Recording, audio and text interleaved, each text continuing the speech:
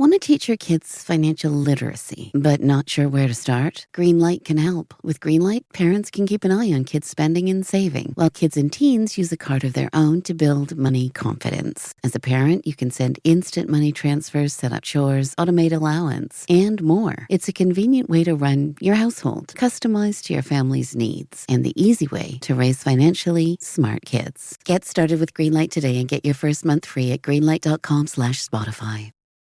This episode is brought to you by Shopify. Whether you're selling a little or a lot, Shopify helps you do your thing, however you cha-ching. From the launch your online shop stage, all the way to the we just hit 1 million orders stage. No matter what stage you're in, Shopify's there to help you grow. Sign up for a $1 per month trial period at shopify.com/special offer, all lowercase. That's shopify.com/special offer.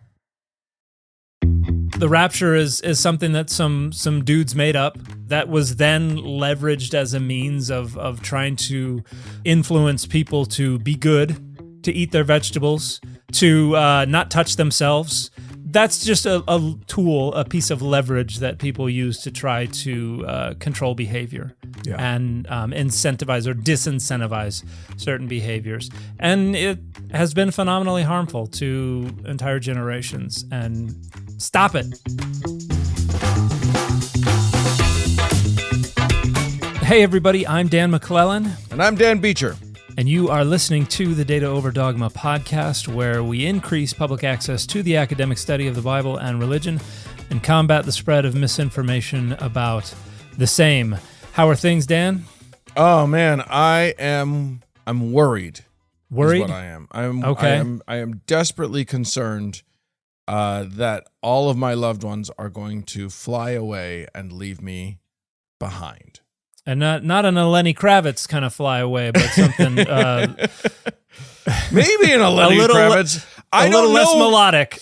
I don't know if it's a Lenny Kravitz sort of way. I'm going to need you to teach me that. But okay. Yes, today we're going to be talking about the Rapture. And the Velocirapture, right? Is the full name? That's the best one. That's the Jurassic version. Okay. And then we're going to be going over some stuff. You went through and said, "Hey, let's talk about Daniel 10." And I was like, "Cool." So I went and I read Daniel 10 and I understood exactly none of it. So I'm very excited to figure out what the heck that thing is talking about. And you relate it to Revelation, so that's going to be fun, and we'll just figure that out as we go. Yeah, we're just going to go with it. No need. We don't have to put labels on this. We can do whatever we want. It's our show. They can't stop us. No. All right. Well, let's get into. Oh, we didn't come up with a good name for our Rapture segment. Do we have an end times? We could just call it eschatological. I love it. Okay. Eschatological. Oh gosh. The only reason I know what scatological means is because of the movie Nerds. Okay. Because there's a part in where they're having a belching contest, but it is introduced by a very milquetoast character who says he does not like scatological things.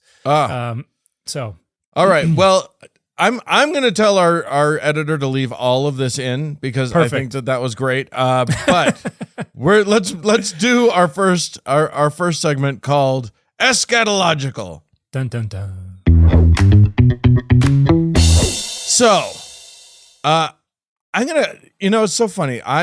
My other podcast, Thank God I'm Atheist, started because me and my friend Frank we went. Do you remember back? I think it was 2011, when Harold Camping decided that he had calculated the exact date of the Rapture, right? And he put up billboards all across the country. I remember seeing one here, which that's a waste. There are not enough evangelicals in Salt Lake City to put up a billboard. That's just silly. Yeah. But people were ready and also freaked out because the rapture was coming, and Frank and I did this thing called Rapture Watch on a local radio station, and we did a whole very, very silly thing where we pretended like our friend was calling in from Kansas City, and we were pretending like the rapture was following sort of the time zones. So it was like coming towards us. It's like Santa watch. Yeah, exactly. Over the Atlantic Ocean now. Yeah.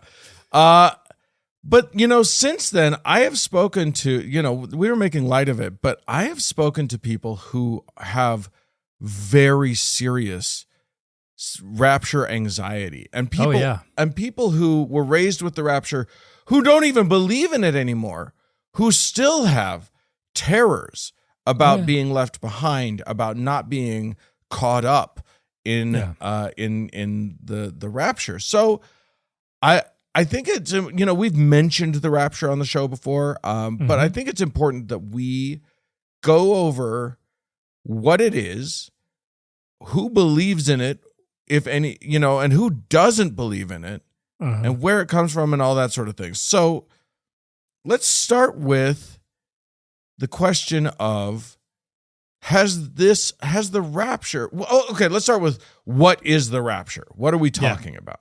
So this refers to the snatching up, the being carried away of believers, of followers of Jesus at some point near the end times. And this is where it gets kind of convoluted, because there are a bunch of different theories about when this happens. Right. You hear phrases like post-tribulation and pre-tribulation and that sort of thing. Yes, there's premillennialism, there's postmillennialism, there's amillennialism. Did you just have a stroke? It's got to be your bull. And post-tribulational, pre-tribulational, and the kids these days say post-trib and pre-trib, and because they're cool and hip. Yeah, they've got that skibbity Ohio Riz. That's all the parents aren't sure if they should be concerned about that Riz or what. But is that the good Riz? Which one's the good Riz? Should I say toilet when I say skibbity? I don't know.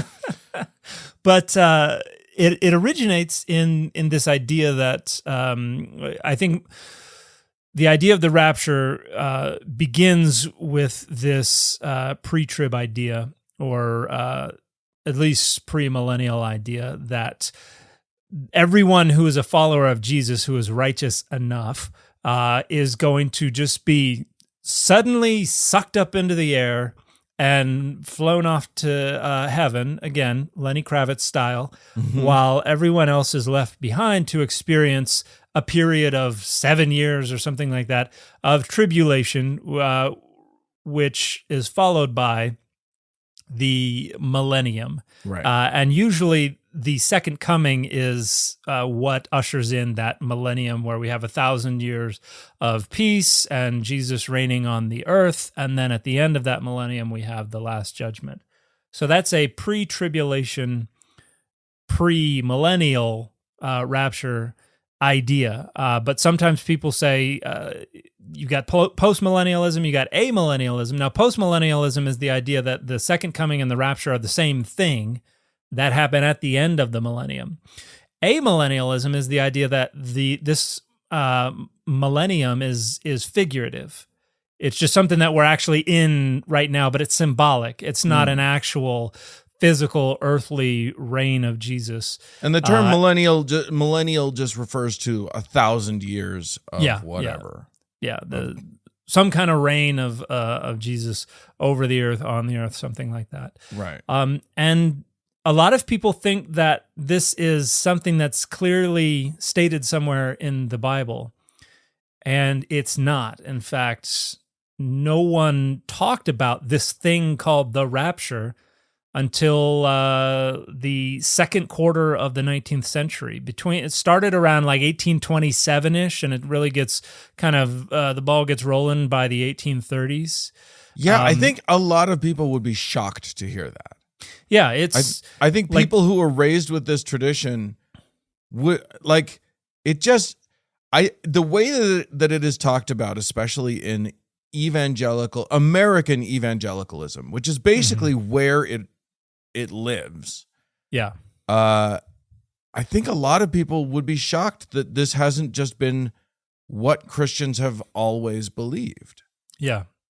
And this is something that plagues, I think, a lot of our thinking, is that we get raised and conditioned with certain frameworks and certain ideologies and certain received traditions and conventional wisdom.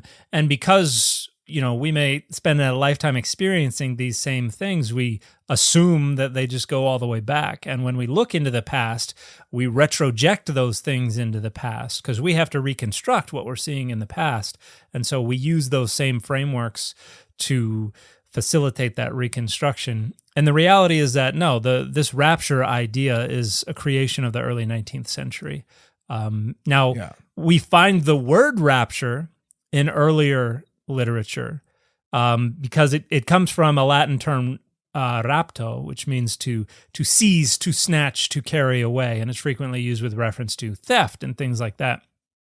But in that verb gets used in some places in the Vulgate, the Latin translation of the Bible, and so there's probably the place where we see it prior to the 19th century, where we see the word rapture being used, is in reference to Paul's reference in 2 Corinthians 12:2, where he says, I know someone who was caught away, snatched up to the third heaven, whether in the body or not, I don't know. And that is that verb rapto in the Vulgate. So people talk about the rapture of Paul, his being caught up into the third heavens. And so the word rapture predates the 19th century, but I don't want to get off on too much of a tangent, but third heaven? Is that something we're going to have a whole episode about? That would be an interesting discussion. How many heavens are there? Well, Paul is probably referring to a kind of Greco-Roman idea about different levels in the atmosphere that correspond to different levels of heaven. Oh, wow. So the third heaven, he calls it paradise as well, and that may or may not be identifiable with the eschatological Garden of Eden, this kind of restoration of all things, return to innocence. Again, second time I've quoted that.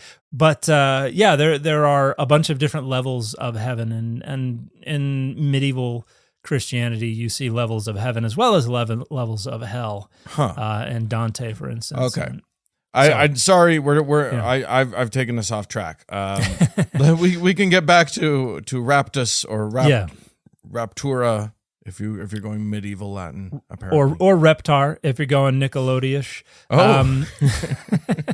But the Greek term there is harpazo, which means to steal or carry off, to take by force, to carry away by the Spirit. And the verb occurs over a dozen times in the New Testament. But the verse that was instrumental in the development of the concept of the rapture, and by the way, it was a guy named John Nelson Darby who really created the concept of the rapture as we understand it today, even though it is kind of developed in a lot of different directions since then.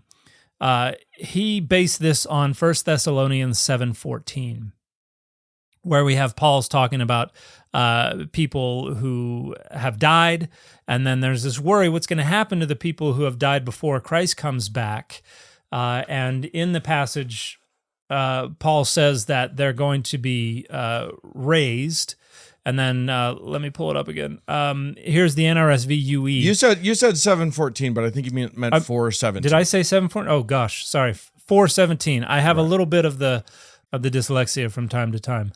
If we look in verse 16, it says, "For the Lord himself with a cry of command, with the archangel's call, and with the sound of God's trumpet, will descend from heaven, and the dead in Christ will rise first." So Paul is comforting them that the dead are going to be raised up. Okay. And then in 17, we have, "Then we who are alive, who are left, will be caught up in the clouds together with them to meet the Lord in the air, and so we will be with the Lord forever." And so now it's funny because when I read that, I did think of, there's all this imagery that I have seen associated with the rapture of like sort of, the good people of the church being sort of being beamed up. Yeah. And just everyone else is looking up from below going, come back or whatever. So I like that scripture to me does call up that kind of imagery. Like that makes sense to me. Yeah. And this corresponds to something in Matthew in the Olivet discourse where Matthew's talking about there'll be two in the field, one will be taken and one will be left. And then you also have Revelation 20. There's some ideas about the second coming and or about something happening in Revelation 20. And then you also got some imagery from Daniel that Darby kind of mushes together and negotiates into this concept that Jesus is going to come back and be like, here, everybody. And then, floop. And you've got everybody gets sucked up into the air. The great pneumatic tube to the sky. Yeah. I'm just thinking of the Treehouse of Horror episode with the presidential candidates. Bob Dole doesn't like this, where he's getting sucked up into the spaceship, and then Jesus flips a Yui and everybody just screams off into heaven, and that's where they just get to squeal and laugh and point fingers at all the people left on Earth who get to suffer under the tribulation, right? And if you're in the pre-trib camp, yeah, if you're in the pre-trib camp, and this idea gets, and so Darby's British, I think Irish, and this begins to spread in England, but spreads very quickly to the Americas. And this is, you mentioned earlier that we're kind of this is where the rapture lives these days.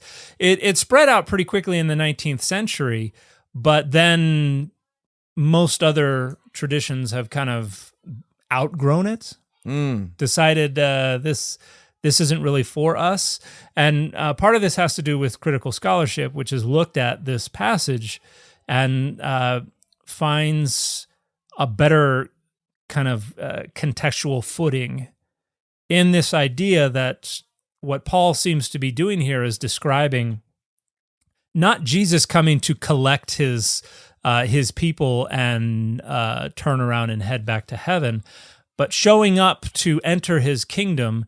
And this is a theme we find in some literature from this time period, where someone who is returning victorious from battle or is showing up to take up their rule in a city-state or a kingdom or something like that, the city comes out of the city in front of it to meet them outside of the city gate, and then they usher them in. And so the idea here is to just boing, flip that orientation vertically and have everybody being lifted up into the air to meet the descending Jesus, and then usher Jesus into his earthly kingdom. So based on the imagery, it makes more sense to understand this not as being raised up to be flown off to heaven, but being raised up so that you can meet Jesus and then usher Jesus into his earthly rule.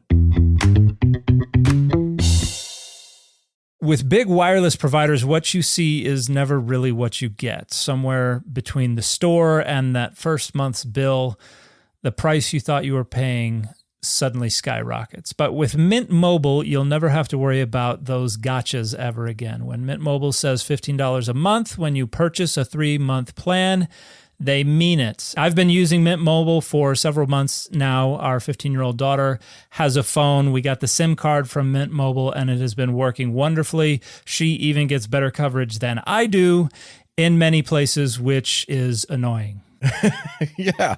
Listen, Mint Mobile is here to rescue you with premium wireless plans starting at $15 a month. To get this new customer offer and your new 3-month premium wireless plan for just $15 a month, go to mintmobile.com/dogma. That's mintmobile.com/dogma. Cut your wireless bill to $15 a month at mintmobile.com/dogma. $45 upfront payment required, equivalent to $15 a month. New customers on first 3-month plan only. Speed slower above 40 gigabytes on unlimited plan. Additional taxes, fees, and restrictions apply. See Mint Mobile for details. This episode is brought to you by Shopify. Whether you're selling a little or a lot, Shopify helps you do your thing, however you cha-ching. From the launch your online shop stage, all the way to the we just hit 1 million orders stage. No matter what stage you're in, Shopify's there to help you grow. Sign up for a $1 per month trial period at shopify.com/special offer, all lowercase. That's shopify.com/special offer. I get like part of the essential quality of this is the idea is the notion that it seems like they had that heaven is up, heaven is in the sky. Yeah. So I can see why it's confusing to think, okay, you go up into the sky only to come back down or whatever, as opposed to staying up there. I've actually heard pastors making both arguments. Oh, they're going up to come back down, or we're going up and we get to stay, and then everybody else has to be on the ground. Mm-hmm. But I do think it's interesting that all of these ideas are cobbled together from pretty scant scriptural bases. Oh yeah. Like it's very like they're taking very small things that could mean any number of things and just saying, well, I've decided it means X, and therefore then that means that the rapture means Y or whatever. Yeah, and this is something that in all different kinds of fields of study, you have to try to establish certain principles and foundations on which to build other things. And so once you've established something that becomes conventionalized and, we're going to just accept this, whether it's because we've proven it beyond a shadow of a doubt or because it makes the most sense to us, you then kind of build up from there. And so you can construct pretty complex constellations of ideas off of agreements. And sometimes those agreements later fall to pieces, and then everything around it falls to pieces as well. And so, and that's probably one of the reasons that throughout the rest of the Christian world, the rapture is kind of fallen to pieces a bit. America is really the main stronghold of rapture ideology these days, even though there's a lot of debate about pre-trib, post-trib, amillennial, post-millennial, all that kind of stuff. I think most other folks have decided that this doesn't really make a ton of sense to them. But one of the reasons that it probably has the footing it does in America is because of the Scofield Reference Bible. Yeah, what is that? So this was a one of the first study Bibles that was ever published in English. There had been others, but this was definitely one of the most popular. It was published, I think the first edition was around 1909 in the U.S. by a dude named Cyrus Scofield. I think it was in the U.S. I could be wrong about that. But it's published by Oxford University Press. So it would have been published over there, but I think it was most popular in the U.S. But Cyrus Scofield was a guy who was big into dispensationalism. And dispensationalism is another $2 word that refers to the idea that God's relationship with their people kind of occurs in dispensations. And it's different in each dispensation. And this is something that does that mean just like a time period, or what is a dispensation? Yeah, it's a period in which something is being dispensed. Okay. Something is being given. And so and this is something that Latter-day Saints will resonate with a little bit, because we have ideas about dispensations as well. And there are 6 or 7 dispensations depending on your particular theological bent. Right. But there's this the stands Jurassic, and then the yeah, and the stratospheric and the That's right. But this stands in contrast to something called covenant theology, which is this idea that, no, it's not dispensations, it's covenants. And where you have the first covenant and then the second covenant. So basically, there was the first covenant with the people of Israel, the Jewish folks, and then Jesus came, and now we're all under a new covenant. So two different main ways to organize our understanding of how relationships with God work for Christians, because they do have to kind of renegotiate what's going on because of, the big difference between the Hebrew Bible and the New Testament. Right. But Scofield Reference Bible is filled with commentary and cross-references and stuff like that. And there is you have in the book of Revelation in chapter 20, it talks about the day of the Lord. And Scofield's notes say the day of the Lord is preceded by 7 signs. 1, the sending of Elijah. 2, cosmical disturbances. Ooh, cosmical. And not cosmic, but cosmical. Yeah. 3, the insensibility of the professing church. 4, the apostasy of the professing church, then become Laodicea. 5, the rapture of the true church. 6, the manifestation of the, quote, man of sin, that is to say, the beast. And 7, the apocalyptic judgments. I don't know why it's not the apocalyptical judgments, but to each their own. So, and this is one of the main popularizers of this rapture ideology. Even though there was evidently there was debate among the editors of the Scofield Bible about premillennialism versus postmillennialism and stuff like that. But this was an incredibly popular study Bible in the early 20th century, which I think is probably responsible for the dissemination of rapture ideology in the United States, and was one of the most popular editions of the King James Version for Americans in the 20th century. So when Scofield put that note into the book of Revelation, was he just sort of making that up? Like, was he... No, was he drawing on a tradition that existed, or was he where did that come from? Revelation 20 is one of the passages that was critical to the development of the idea of the rapture and for Darby and those who kind of curated that tradition afterwards. And he's got a cross reference to 1 Thessalonians 4:17 in the note, and then he's referring to a bunch of other verses along the way. Most of them, oddly enough, they're in Malachi, Revelation, Matthew, Acts, and 1st and 2nd Thessalonians. That's most of those references are to those passages. So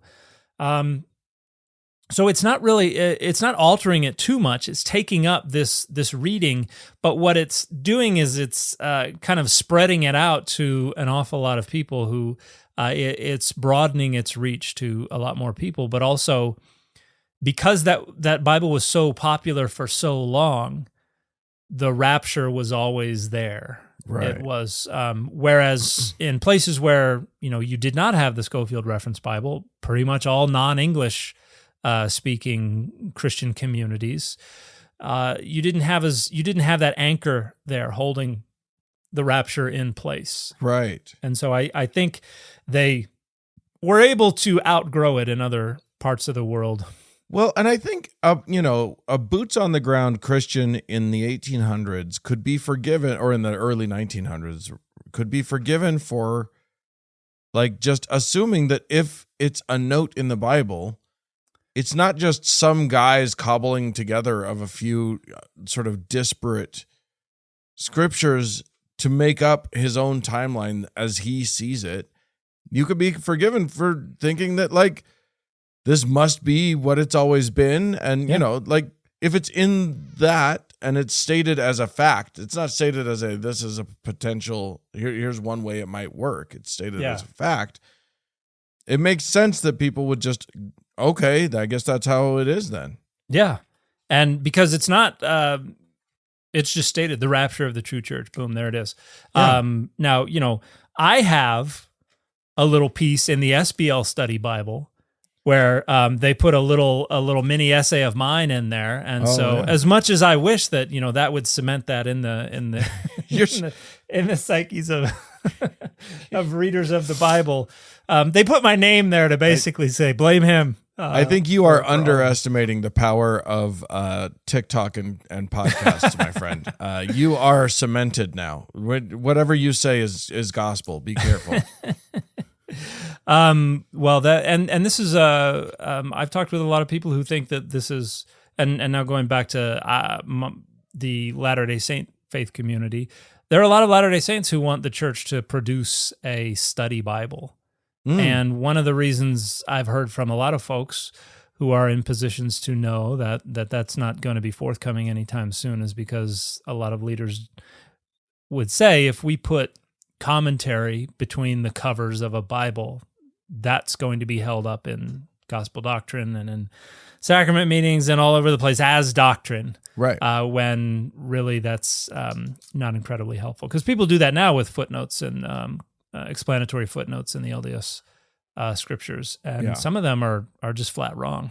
Yeah, I think that it, if nothing else, I think one of the lessons here is that I think especially in the same community of people, where talking about sort of American evangelicalism, they're not a monolith, but no. I think it's safe to say that there are plenty of people within that group who consider themselves Bible literalists. They believe that the Bible is literally true, and they don't realize that even some of their most proclaimed traditions are not just like they're new innovations.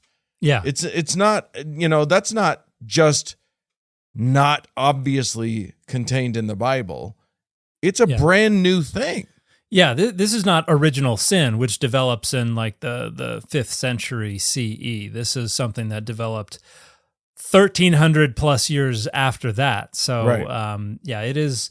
And I've talked about this an awful lot on my social media channels. The Bible is multivocal or polyvocal, if you want, and it's not univocal. And when you want to try to draw out unified, consistent, singular messages or perspectives or frameworks, you have to impose some kind of unifying apparatus over the text to give priority to certain things, to silence other things, to reinterpret still other things. And that's exactly what this does. This says, I want an idea about the end times, exactly how they're going to come to pass. Even though when you look in the different authors, they're telling very different stories. Right. And so what they came up with was this apparatus of, so Jesus is going to come and then going to suck everybody out of their clothes up into the sky. And, a bunch of 7-year-olds are going to wake up in the morning and their parents are going to be gone and they're going to be left behind because, they said a swear word or something like that. Or the 16-year-old who masturbated once is now left behind because they're wicked. And they come up with this framework to try to consolidate all of the different messages and all of the different pieces of imagery. And then they give generations of people trauma.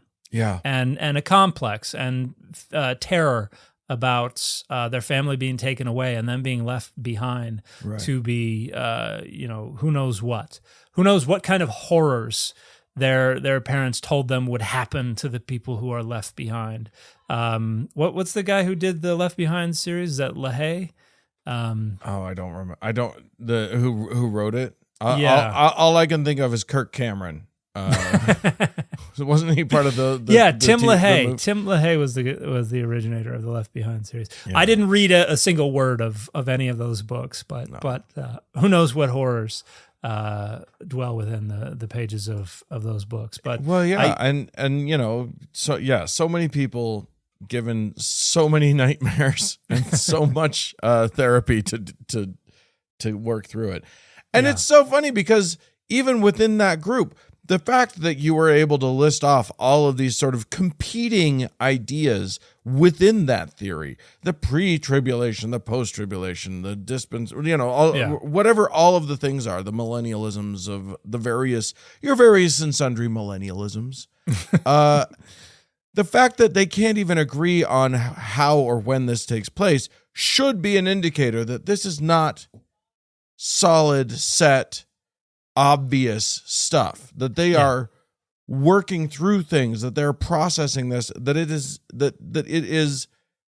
almost like, I don't want to say guesswork, but like a project of creation.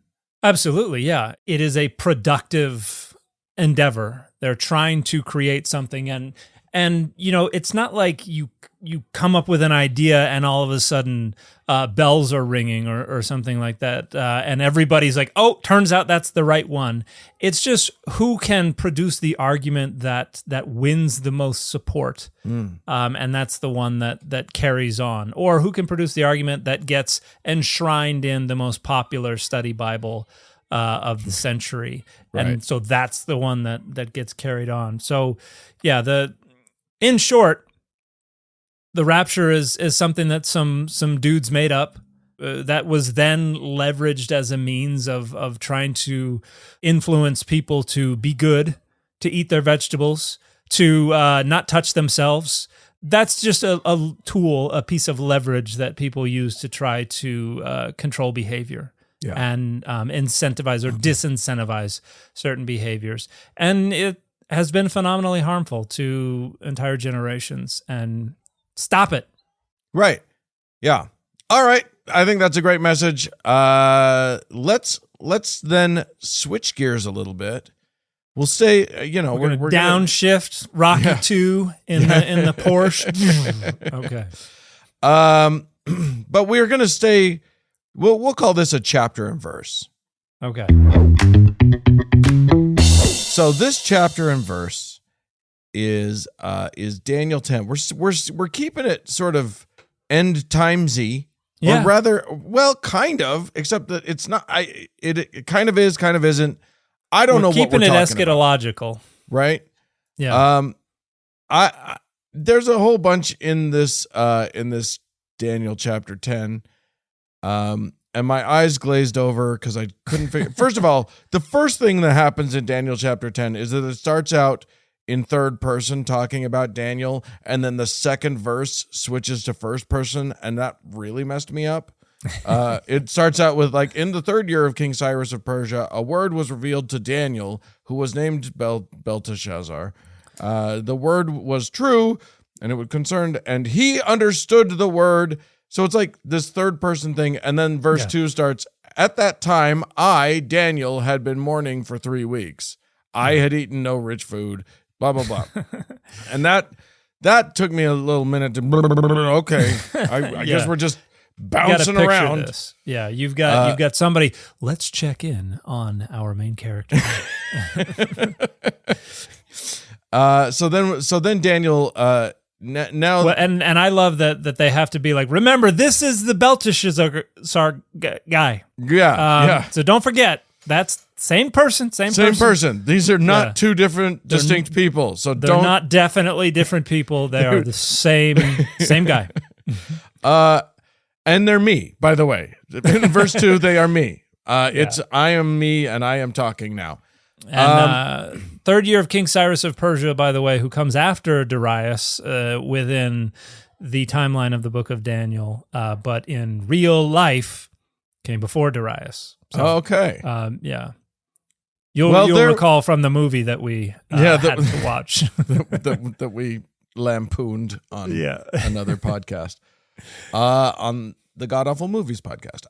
Okay, so what you wanted to talk about were these princes that happen later in the thing. Yes, 2 princes standing here before you. One, I'm just kidding. So that's spin doctors, of course. But in verse 4, we have, on the 24th day of the first month, as I was standing on the bank of the great river, that is the Tigris, I looked up and saw a man clothed in linen with a belt of gold from Uphaz around his waist. So we have this kind of apocalyptic vision motif. This is what we see in Ezekiel when Ezekiel's in Babylon by the great river, and then suddenly this vision unfolds to Ezekiel. Daniel says here, I, Daniel, alone saw the vision. The people who were with me did not see the vision, though a great trembling fell upon them, and they fled and hid themselves. Which is one of my favorite things is that right after that, he says everybody ran away, and he says, so I was left alone to see this great vision. My strength left me, and my complexion grew deathly pale. Well, how did you know that, Daniel? Like no one was there to see it. Yeah, I had the presence of mind to pull out my compact and be like, I wonder how my complexion is at the moment. I quickly switched my phone into selfie mode to see what my cheeks looked like. Yeah. And when I heard the sound of his words, I fell into a trance, face to the ground. But then a hand touched me and roused me to my hands and knees. So I'm not getting all the way up. just put me on all fours. Yeah. He said to me, Daniel, greatly beloved, pay attention to the words that I am going to speak to you. Stand on your feet, for I have now been sent to you. So while he was speaking this word to me, I stood up trembling. And he said to me, do not fear, Daniel, for from the first day that you set your mind to gain understanding and to humble yourself before your God, your words have been heard, and I have come because of your words. And then here we got this interesting statement in verse 13. But the prince of the kingdom of Persia opposed me 21 days. Oh, you know what? We skipped a verse. Uh-oh. It's like I thought he described the person. Yeah, we got to get hit verse 6. And this is also in keeping with the vision in Ezekiel. His body was like beryl, Beryl. Yeah, what is that? A semi-precious stone, something like. Oh, okay. What is the KJV? The KJV has beryl as well. The NET says yellow jasper. Oh, right. So his body is rock-like. His face like lightning. His eyes like flaming torches. His arms and legs like the gleam of burnished bronze. And Sexy. the sound, yes, and the sound of his words like the roar of a multitude. And so, and then the gleam of burnished bronze in some of the ancient Greek translations, it's talking about glowing bronze. So, like if you take the metal and you stick it in the fire, and it glows white hot. And so, this is basically what we're describing here is a prototypical deity who, in literature from this time period, was understood to glow, have this brilliance, this shininess, which in Mesopotamian literature, the shininess signaled their deadliness. This is someone who can mess you up. Right. So, okay. Tremble in fear. Right. In the Bible, though, we get this idea that this is the kavod of God, the glory, that it itself is deadly. If you look directly at the shininess will mess you up. And so this is why, you have... I think that's why the Jack Nicholson movie was so scary, The Shining. 'Cause yeah. That's what left him frozen out in the garden overnight. Don't look. Hey, look, you can't look directly in it. We saw what happened to the Nazis at the end of Raiders. of Raiders of the Lost Ark. You know that old tale from the sea. So the idea is that this is a divine being.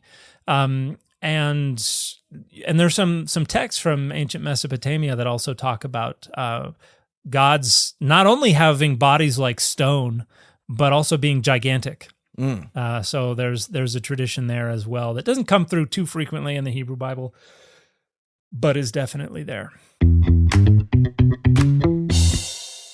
Hello, listeners. This is Ann Bogle, author, blogger, and creator of the podcast, What Should I Read Next? Since 2016, I've been helping readers bring more joy and delight into their reading lives. Every week, I talk all things books and reading with a guest and guide them in discovering their next read. They share 3 books they love, 1 book they don't, and what they've been reading lately. And I recommend 3 titles they may enjoy reading next.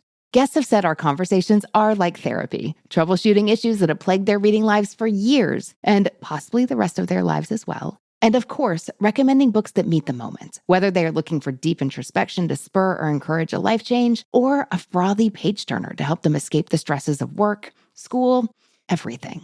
You'll learn something about yourself as a reader, and you'll definitely walk away confident to choose your next read with a whole list of new books and authors to try. So join us each Tuesday for What Should I Read Next? Subscribe now wherever you're listening to this podcast, and visit our website, whatshouldireadnextpodcast.com, to find out more.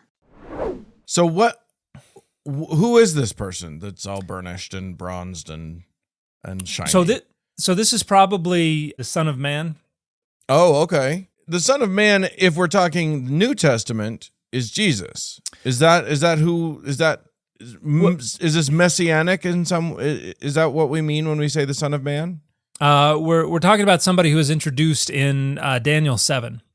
Okay. So in Daniel 7:13, as I watched in the night visions, I saw one, and the NRSV UE says, like a human being, and this is translated in the KJV, one like the Son of Man. Oh. And so in the Hebrew Bible, Son of Man is a phrase that just means a human. You know, like Son of the Prophets is a prophet, Right. Son of the Gods is a god, Son of Man or humanity is a human. Right.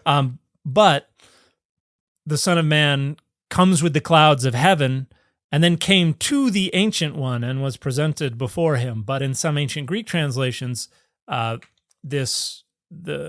preposition changes from heos to hos. And so instead of came to the Ancient One, it says he came as the Ancient One. Oh. And so it kind of conflates whoever this mediatory figure is with God. And so this is one of the ideologies that I think contributes to the conflation of Jesus's identity with God later in Christianity. But here it seems to be this figure who is mediatory between God and humanity. Because they're going to go on to talk about how the prince of the kingdom of Persia opposed me 21 days. And here we're getting into a little bit of history. This is about warfare between Persia and Judah, because the idea of the prince of Persia, and later on we're going to have the idea of the prince of Greece. These are references to guardian angels. And if we go back to, you recall Deuteronomy 32, 8 and 9, we have the Most High dividing up the nations and distributing them to the B'nai Elohim, the children of God, which reflects the idea that every nation on earth has a patron deity who is sovereign over their nation. And Jacob, Adonai's portion is Jacob. Israel is his share of the inheritance. And so the God of Israel is sovereign only over Israel. But once we get the universalization of Adonai, which I argue is the work of Psalm 82 and some other texts, where Adonai goes from being sovereign only within the nation of Israel to being directly sovereign over all the nations, now we have to renegotiate the idea of patron deities. And what happens is they get squished down from full deity status, second tier B'nai Elohim, sons of God status, to angelic status. Okay. Very much Monty Python, foot comes out of the heavens, squirt. They're now all angels. And so they're obviously not the patron deities over the nations. They're just angels that have been assigned to guard the nations. They're now guardian angels. And we're calling them princes. Yeah. They're princes of Egypt. Or oh, gosh. That damn movie. So yeah, it's not a movie. It's a video game. Prince of Persia. It's a totally different thing. Actually, there is a movie though. There is a movie. Okay. Yes. So we've got the Prince of Persia here is fighting with the Son of Man, and it says, so Michael, one of the chief princes, came to help me, and I left him there with the prince of the kingdom of Persia. And so Michael is probably the guardian angel over the nation of Israel, who's considered one of the chief princes. So he's or archangel, would you say? Is this Archangel Michael? Is that what? Isn't that a thing? That's who the reference is to. But no, we got one of the angels of the heads. So the Aramaic is head angels. Let me see if we have histon, archonton, ton, proton. Yeah, so we've got one of the first rulers in the Okay. in the Greek. But this is General where you Michael. this is where you get the idea of archangels, is Okay. because he's one of the chief angels. Right. And so the Son of Man is like, here, guardian angel of Israel, you take over fighting the guardian angel of Persia. I've got to go talk to this dude by a river. Okay. Right. And then it says, I left him there with the prince of the kingdom of Persia and have come to help you understand what is to happen to your people at the end of days. For there is a further vision for those days. Woo. And then, yeah. And so I just think this is a fascinating little bit of Greco-Roman Jewish geopolitical theology, basically, that we've got these different guardian angels representing the different nations. And you only get to Greece. There's no one after Greece. Persia, right. Greece, obviously because the text was composed during the Hellenistic period, during Greco-Roman period. So they don't know about Rome. So when people talk about that statue and say, oh, that one's Rome and that one's the toes or the United States or something like that, that's nonsensical. While he was speaking these words to me, I turned my face toward the ground and was speechless. Then one in human form, so son of man-ish, one who looked like a human, touched my lips. Now we're getting Isaiah 6, where Isaiah is in the temple and the seraph comes with the coal from the altar and touches Isaiah's lips. And I opened my mouth to speak and said to the one who stood before me, my Lord, because of the vision, such pains have come upon me that I retain no strength. How can my Lord's servant talk with my Lord? For I am exhausted, no strength remains in me, and no breath is left in me. So Daniel's like, look, I've had a long day. This is hard. I don't have the mental, I've got too many forks in me right now. I don't know if you know this, but you're super scary, and I am freaked. And then the one in human form again touched him and strengthened him. He said, do not fear greatly, beloved. You are safe. Be strong and courageous. When he spoke to me, I was strengthened and said, let my Lord speak, for you have strengthened me. So he had a snack, had a nap. We're back to where we need to be. Then he said, do you know why I've come to you? I assume for the reason you just explained, but says, now I must return to fight against the prince of Persia. And when I am through with him, the prince of Greece will come. So Daniel 10:21 is the last verse in the chapter. So he tells them, look, I got to fight Persia, and then Greece is going to show up. And then just so you know, Michael is the only one with me, Michael being your prince. Got a big seal upon his jacket. That is the story of what someone who appears to be the Son of Man visiting Daniel while he's standing by the river and scaring the crap out of him before saying, hey, I left this battle because you've got to know something that you're not really going to understand, and then I got to go back. So my guess, because we talked about the book of Daniel in general several months ago, and it sounds like all of this is a way of saying, is a contemporary author going back and saying that everything that was happening in that author's time period was predicted. Is that kind of what's happening here?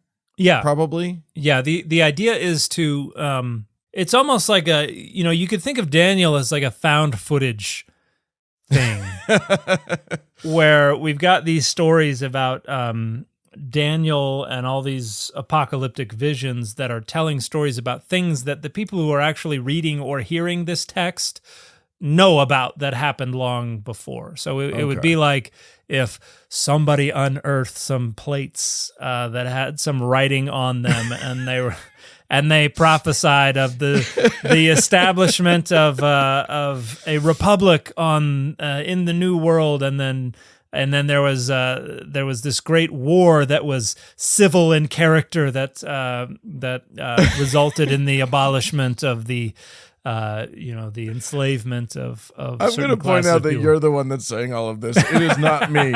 This is not me doing this. And so that's basically what you've got going on with Daniel. But the further back into time the authors look, the less sure they are of the history. Right. So we're getting mixed up timelines and stuff like that. So just briefly, can you sort of go through, I mean, I don't know the history that well. I don't know the Persians and the Greeks and like how all of that happened. I know that there was a Babylonian empire and that, we've talked about the exile of the Israelites or the Judahites or whoever into by the Babylonian Empire. Right. But I don't know. What are we talking about historically speaking, and how much of it is true, and that sort of thing?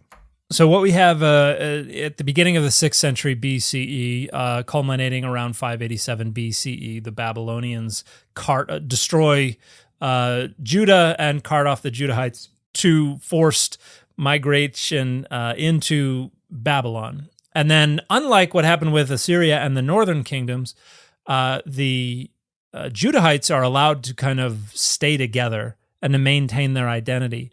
And then in 539, you have Cyrus the Great, who comes in with the Persian kingdom and conquers the Babylonians, takes over, and basically just says, okay, I have a flag.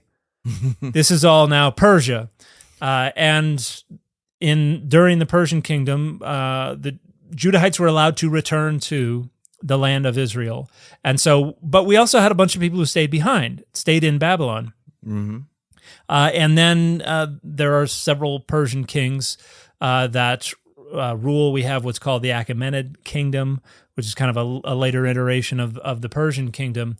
And then in the late 300s BCE, we have Alexander the Great, who comes through and says, I have my flag. Now, this is all, I don't know if he identified himself as Macedonian or Greek or what, but basically the Hellenistic Empire came through and took over everything in the name of that empire. And then in the wars of succession that followed after that, after Alexander the Great drinks himself to death in some way, shape, or form, his generals and others are fighting over who gets to control the land. And that's called the Diadochi, the wars of succession. And we get the Ptolemies who take over the part of the Hellenistic Empire that is in Egypt. We have the Seleucids who take over Syria and the land of Israel, and they kind of fight over their borders, and it goes back and forth. And so by the time we get down to the early 2nd century BCE, specifically the 160s, which is when a lot of the book of Daniel is probably coming together and being completed, you basically have the Seleucids trying to stamp out the Judean way of life. Which is sometimes referred to as Judaism in some translations, but scholars today would say it probably isn't close enough to how we understand the concept of an ism to be Judaism. But they're would you say it's like a more a cultural idea rather than a religious idea, or I think that would be a way to understand it. Yeah, that this seems to be more about sociocultural conventions and identities than it is about beliefs about a relationship of the people to God. Okay. But you have particularly Antiochus IV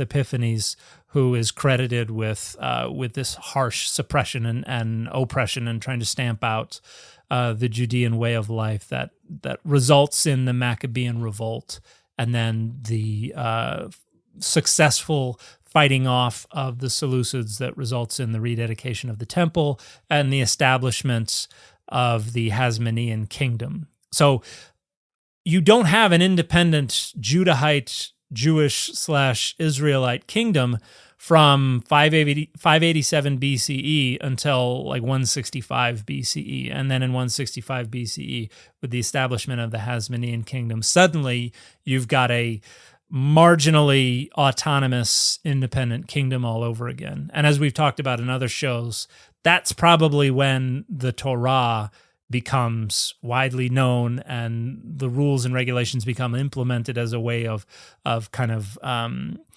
creating this cultural identity now that we have our freedom back. Right. And so Daniel is coming probably right before the defeat of the Seleucids, when everything is looking kind of rough, and it is trying to create a sense that God is working behind the scenes, that God is in control, that, the Son of Man is like, okay, I came from the battle with the Prince of Persia. I got to go back to battle the Prince of Greece. But just to let you know, everything's cool.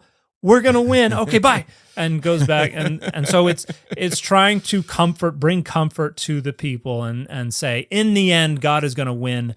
Our people are going to be, exonerated, and everybody will be happy, and we will clasp hands and sing Kumbaya. And, right.